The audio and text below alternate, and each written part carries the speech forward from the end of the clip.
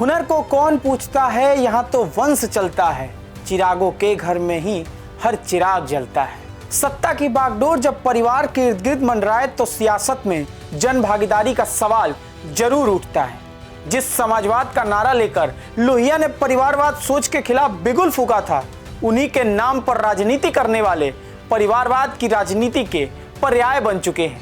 यह सवाल सिर्फ एक परिवार का नहीं, बल्कि बिहार की सियासत में अब 10-10 मुख्यमंत्रियों के परिवार का है।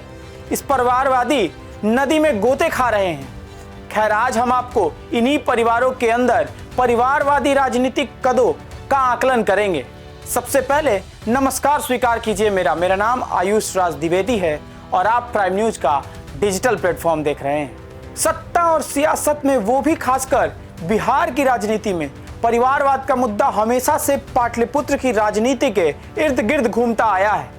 पहले सवाल सिर्फ लालू यादव के खिलाफ उलझता था, लेकिन क्या आपको पता है, वर्तमान में और पूर्व के मुख्यमंत्रियों की सूची को खंगाले तो 10 मुख्यमंत्री ऐसे हैं जिनके सदस्य सियासत के मैदान पर किस्मत आजमा रहे हैं। इस बार हम बिहार के सत्ता के केंद्र में रहे उन्हीं परिवारों के अंदर का परिवारवाद की कलई को खोलेंगे। एक एक करके आपको सिलसिलेवार तरीके से इसके बारे में बताते हैं। सबसे पहले हम बात करते हैं भगवत झा आजाद के बारे में। इन्होंने 14 फरवरी 1988 से 10 मार्च 1989 तक बिहार के मुख्यमंत्री का पदभार संभाला और आज इनके बेटे कीर्ति झा आजाद राजनीति में हैं। पहले भारतीय जनता पार्टी से सांसद रहे और मौजूदा समय में वो वर्धमान से सांसद हैं।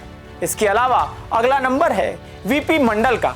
1 फरवरी 1968 को इन्होंने मुख्यमंत्री का पद संभाला, किंतु 30 दिनों के बाद ही उन्हें मुख्यमंत्री का पद छोड़ना पड़ गया।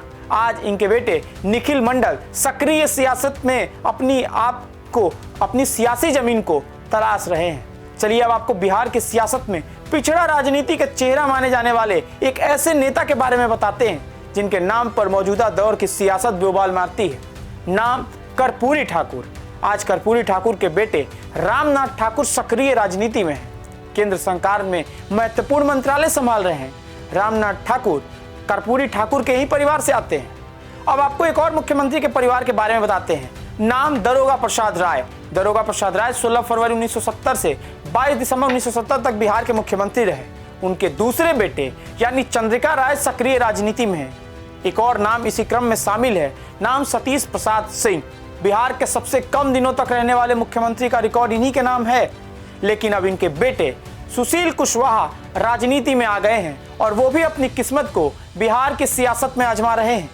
एक और नाम जिन्होंने बिहार की सियासत में लंबा राजनीतिक कद रहा है, नाम सत्येंद्र नारायण सिन्हा की। इनके पिता बिहार के पहले उप मुख्यमंत्री रहे हैं और वर्तमान समय में सत्येंद्र नारायण सिन्हा के बेटे निखिल कुमार राजनीति में हैं। यही हाल पूर्व सीएम रहे हरिहर सिंह के परिवार का भी है। हरिहर सिंह के बेटे मृगेंद्र प्रताप सिंह और उनके भाई अमरेंद्र प्रताप सिंह भी राजनीति में खूब शोहरतें बटोरी हैं। टाटा कर्मचारी यूनियन के नेता रहे मृगेंद्र प्रताप सिंह झारखंड विधानसभा के अध्यक्ष की कुर्सी तक पहुंच चुके हैं। वहीं अमरेंद्र प्रताप सिंह बिहार की राजनीति में बड़ा कद अपनाया था। यही हाल बिहार के पूर्व सीएम रहे जगन्नाथ मिश्रा के परिवार का भी रहा है। कांग्रेस ने जगन्नाथ मिश्रा को बिहार का सीएम बनाया, लेकिन आज उनके बेटे नीतीश मिश्रा बीजेपी के विधायक हैं और पूर्व में बिहार सरकार के मंत्री भी रह चुके हैं। जगन्नाथ मिश्रा के बड़े भाई ललित नारायण मिश्रा कांग्रेस के दिग्गज नेता थे। उन्होंने रेल जैसे बड़े विभाग को भी संभाला था। अब बात करते हैं उस दौर की जब लोहिया के राजनीतिक सिद्धांत और जेपी के सहारे कुछ नेताओं ने बिहार की सियासत की पारी शुरू की। जी हां, आप समझ गए होंगे, बात लालू प्रसाद यादव के परिवार की हो रही है। लालू के परिवार में राबड़ी देवी से लेकर तेजस्वी यादव, तेज प्रताप यादव से लेकर मीसा भारती तक सक्रिय राजनीति में है। सबसे ज्यादा आरोप इसी परिवार पर परिवारवाद का लगता आया है, लेकिन सवाल तो तब खड़ा हुआ जब जिस व्यक्ति ने सबसे ज्यादा आरोप लगाया लालू परिवार पर, आज वही इसके जद में आ गया है। जी हां, बात नीतीश कुमार की है। नीतीश कुमार के बेटे की सियासत में एंट्री ने उन पर भी सवाल खड़े कर दिए हैं। वहीं पूर्व सीएम जीतन राम मांझी के बेटे भी इससे अछूते नहीं रहे। मांझी के बेटे संतोष कुमार मांझी वर्तमान समय में बिहार सरकार में मंत्री हैं। यही नहीं, ठहरिए जरा, मांझी के परिवार में उनकी बहू दीपा मांझी और उनकी समधन भी सक्रिय राजनीति में है। यही तो रोचक है बिहार की सियासत की।